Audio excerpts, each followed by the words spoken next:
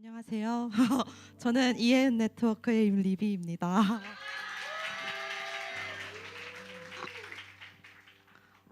직장 생활을 처음 시작한 순간부터 지금까지 저의 자소서 첫 문장은 이렇게 시작합니다. 알아서 잘하는 딸 임리비. 저는 찢어지게 가난했던 가정 형편 속에서 갑작스레 생겨난 아이였습니다. 그 누구도 저의 출생을 기뻐하지 않았습니다. 저희 외가 쪽은 대대로 무당 집안이었습니다. 무당이셨던 할머니의 뒤를 이어 어느 날 저희 집에도 신병이 돌기 시작했는데 신병을 거부하신 둘째 이모는 비구니가 되기로 결정하셨고 저희 어머니도 거부 끝에 조현병이라는 병을 얻어 병원에 장기 입원을 하시게 되고 결국 첫째 이모가 무당이 되었습니다. 작은 외삼촌은 결국 스스로 목숨을 끊으셨습니다. 저희 아버지는 돈을 버셔야 했기에 저와 동생은 할머니 댁에 맡겨졌는데 그곳에서 학대 수준의 폭력을 당하며 엄마가 아프니까 네가 잘해야지 라는 말을 매일 들으며 자랐습니다. 그때 나이 고작 10살, 어른들의 값싼 조언 속에 뭐든 알아서 잘해야만 하는 딸이 되어갔습니다. 중학생 시절부터 돈을 벌어 집안의 생활비를 보태기 시작했고 대학 진학도 포기하고 미친 듯이 돈을 향해 달렸습니다. 부모님은 제게 위로와 사과가 아닌 역시 우리 딸 알아서 잘 살지 우린 너 걱정은 안 해 라는 말들 뿐이셨고 저는 기대에 부응하기 위해 더 악착같이 돈을 모으며 살았습니다. 그러다 어느 날 출근해서 일을 하다가 화장실에 가려고 이동하는 중에 갑자기 잠이 들어 그대로 쓰러지게 되었습니다.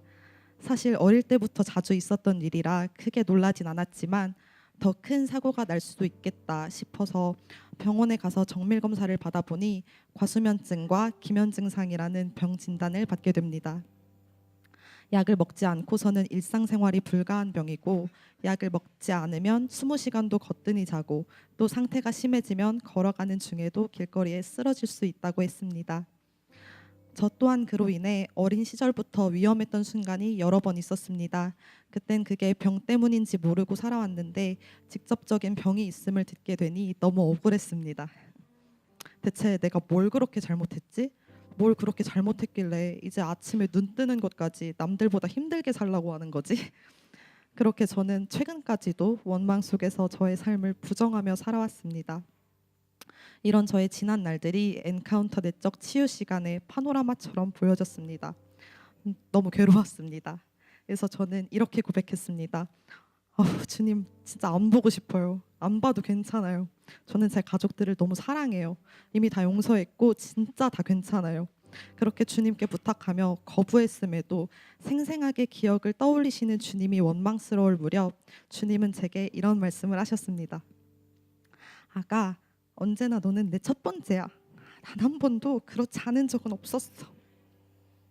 너무도 따뜻한 주님의 음성에 저의 굳은 마음이 한순간에 풀어지기 시작했습니다. 그리고 그때부터 정말 엉엉 울며 한숨과도 같은 고백이 터져나왔습니다. 맞아요, 주님. 사실 저 아무것도 하고 싶지 않아요. 저 이제 그만 쉬고 싶어요. 하나님 앞에 완전히 나를 드러내며 고백하기 시작했을 때 마음에 평안이 찾아오는 것을 느꼈습니다. 그리고 몇 년간 저를 괴롭히던 과수면증과 기면 증상이 오히려 감사하게 느껴졌습니다. 성경에 사랑하는 이에게 잠을 주셨다고 하시던데 하나님이 나를 너무 사랑하셔서 고집쟁이인 내게 이렇게라도 좀 쉬라고 그런 병을 주셨나 보다. 그렇게 내적 치유 시간 동안 감사함과 평안함을 느꼈습니다. 그러나 이틀차 성령 강의 시간에 이 병으로부터 완벽하게 자유롭고 싶다는 생각이 들었습니다. 어쩌면 지금이 아니면 고칠 수 없을지도 모른다는 생각이 들었습니다. 해결되지 않으면 집에 돌아갈 수 없다. 하나님과 끝장을 보겠어. 라는 생각으로 용기 있게 손을 들어 주변 사람들에게 치유를 위한 기도를 요청했고 저 또한 그 어느 때보다 있는 힘껏 소리치며 기도하기 시작했습니다. 많은 분들이 제 몸에 손을 얹고 기도해 주셨는데 그 순간 앞으로 쓰러질 것 같다는 생각이 들었고 실제로 저는 그대로 엎드려지게 되었습니다.